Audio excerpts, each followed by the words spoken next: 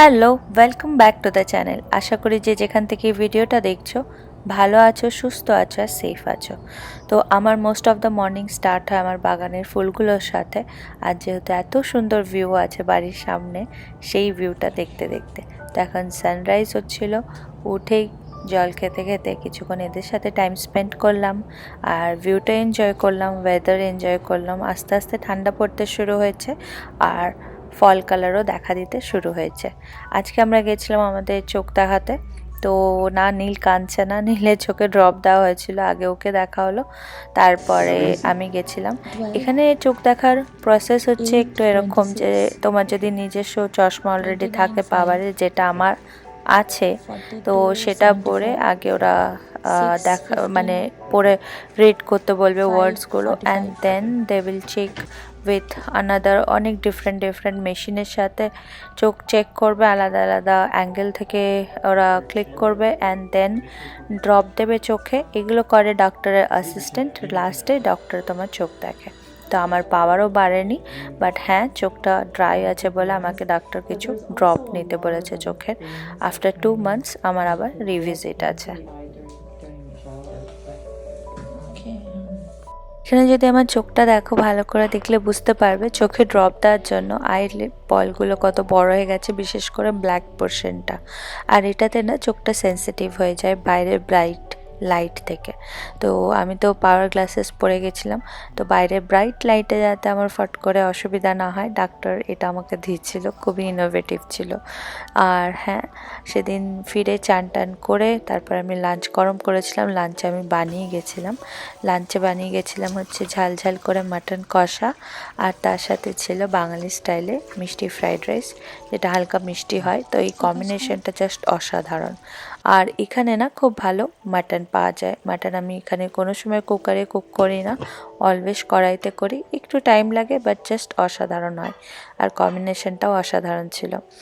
আর এই ক্লিপটা কিছুদিন পরের ক্লিপ, যেদিন আমরা চশমা পিক আপ করতে গেছিলাম। আমি পার্কিংয়ে কিউটি দুটোকে দেখেছিলাম খেলছে। খুব ইচ্ছা হচ্ছিল দুটোকেই ধরে বাড়িতে নিয়ে আসি, বাট আনফর্চুনেটলি নট পসিবল।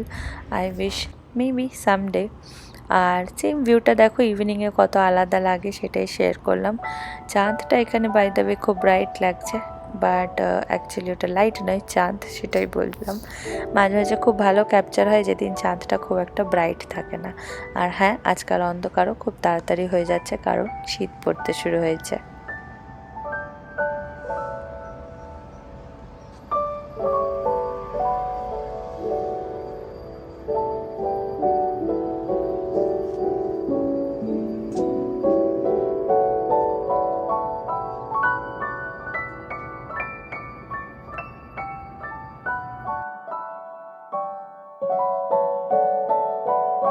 যেমনটা কি দেখতে পাচ্ছ, খুব সকালবেলা আমি উঠে গেছিলাম। 10th অক্টোবর ছিল। 9th অক্টোবরে অল্প অল্প আমার বাঁ দিকের কানে ব্যথা হচ্ছিল, তো আমি ভাবলাম হয়তো জ্বর ঠান্ডা লেগেছে, তো অল্প অল্প ব্যথা হচ্ছে, আর কিছুই নয়। বাট 10th অক্টোবরে মাঝরাত্রি থেকে সেই ব্যথাটা বীভৎস বেড়ে যায়, কান ফুলে যায়, আর কানেও বীভৎস ব্যথা হয়। রাইট সাইডে ক্লিপটা দেখলে বুঝতে পারবে যে লিকুইডি কানটা থেকে বেরোচ্ছিল। পুরো মুখ ফুলে গেছিলো এই বাঁ দিকেরটা, আর মাড়িও ফুলে গেছিলো। এত ফুলে গেছিলো যে আমি মুখ খুলতে পারছিলাম না হাঁ করে কিছু খাওয়ার জন্য, ব্রাশ করার জন্য। It was just too much pain and I have suffer for 2 months। তো আমি তো ঘুমাতে পারিনি, নীল ঘুমাচ্ছিলাম। বাইরে ঘরে এসে কিছুক্ষণ সোফায় রেস্ট করে তারপর দেখলাম অসাধারণ সানরাইজ হচ্ছে বাইরে। তো আমি নিজেকে কভার করে বাইরে গিয়ে কিছুক্ষণ দাঁড়ালাম, ভালোই লাগলো খুব। দেখলাম অনেক এক্সট্রা ফুল ফুটেছে, যেগুলো দেখে আরও ভালো লাগলো। আর কিছুক্ষণ ওখানে দাঁড়ালাম। তো সপ্তমী ছিল, তার পরের দিন ছিল অষ্টমী। তো সেদিনটাও আমি রান্না করে নিই, নীল আমাকে বানিয়ে দিয়েছিল এই স্যুপটা। সেটা রাগি স্যুপ, কোনো রকমে খেয়েছি। বাট খেয়েছি কারণ কি ওষুধও খেতে হয়েছে, জ্বরও ছিল। পরের দিন অষ্টমীর দিন নীল অনেক হেল্প করেছিল। আমি বানিয়েছিলাম হচ্ছে এই যে চিংড়ি মাছের মালাইকারি আর বাসন্তী পোলাও। অষ্টমী ছিল বলে কথা, হ্যাঁ বাড়ি থেকে বেরোতে পারিনি, খুবই মন খারাপ হচ্ছিল। আর এই কোকোনাট মিল্কটাও ইউজ করেছিলাম মালাইকারি বানানোর জন্য, তোমরা যদি চাও তোমরাও ইউজ করতে পারো।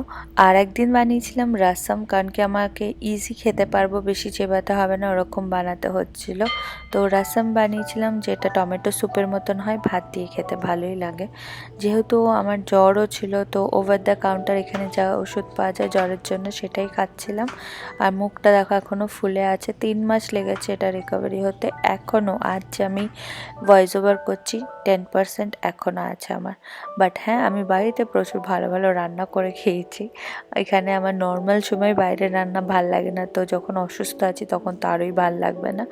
বাট যে দুর্গাপুজোর সময়টা চলে গেল, দিওয়ালি চলে গেল, নীলের জন্মদিন গেল, কোনোটাই সেভাবে এনজয় করতে পারিনি। সেটা একটা খুব বড় মন খারাপ থেকে গেল আমার। এই বছরটা প্রথম ছিল যখন আমি অষ্টমীর অঞ্জলি দিতে পারিনি, আমি সেদিন সারা দিন কেঁদেছি।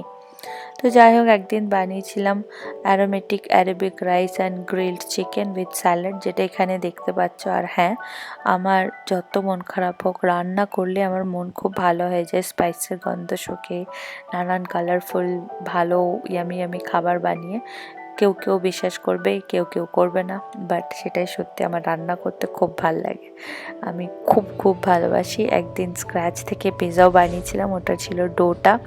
তাছাড়া ছিল ফ্রেশ মজারেলা চিজ, যেটা আমি আনি কস্কো থেকে, এমনি শুধুই প্যাকেট খুলে এক প্যাকেট আগে খেয়ে নিই। আর তাছাড়া বানিয়েছিলাম চিকেনও একটু আলাদা করে টপিং দিয়েছিলাম, ভেজিটেবলসগুলো ছিল রাউসের। সসটা আমি পাস্তা অ্যান্ড পিৎজা দুটোতেই ইউজ করি। আর এখানে দেখো পিৎজা এত কালারফুল, তার সাথে ল্যাম্পটাও মিক্স হয়ে গেছিলো, এত সুন্দর ল্যাম্পের কালার। তো চলো বেক করতে ঢুকিয়ে দিই পিৎজাটাকে।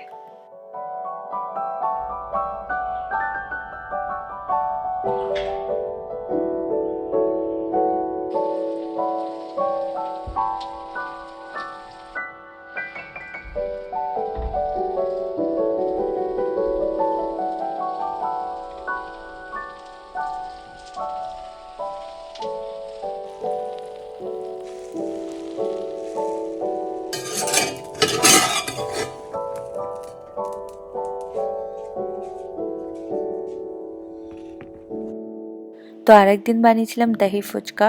তো সেটার জন্য যে চাটনিগুলো লাগে, একটা স্পেশাল জল, সব আমি বানিয়েছিলাম। গ্রিন চাটনি, ইমলি চাটনি, আর একটা ইমলি ওয়াটার, আলু ছোলা সেদ্ধ, এভরিথিং আমি বানিয়েছিলাম রেডি হয়ে। এত ভালো খেতে হয়েছিল আর এত সুন্দর দেখতে হয়েছিল, I just get so satisfied. তো হ্যাঁ, আমি অনেক দেরিতে পোস্ট করছি কারণ কি সুস্থ ছিলাম না, বাট আরও অনেক ইন্টারেস্টিং ভিডিও তোমাদের সাথে তাড়াতাড়ি শেয়ার করব। তো make sure to like, share and subscribe. আর প্লিজ কমেন্ট করতে ভুলো না, কমেন্ট করলে আমার ভিডিওটা আরও লোকজন দেখতে পারবে। তো সেটাই তোমাদের কাছ থেকে প্রার্থনা রইল যে please make sure to like, share and subscribe. দেখা হচ্ছে তাড়াতাড়ি।